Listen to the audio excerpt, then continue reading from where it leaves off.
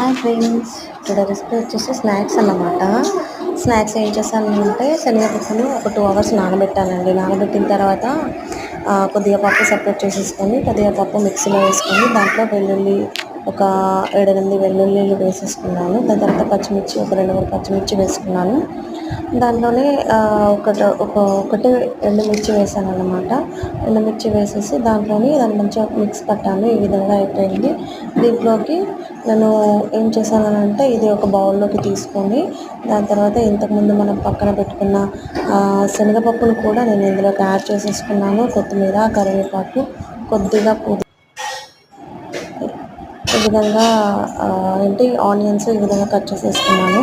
దీంట్లోకి ధనియాల పొడి కొద్దిగా వేసాను, కొద్దిగా గరం మసాలా వేసాను.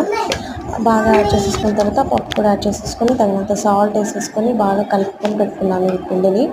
దీనికి ముందుగానే పక్కన ప్యాన్లో నేను ఆయిల్ వేడి చేశాను అన్నమాట, కలుపుతూ వేసుకోవడానికి.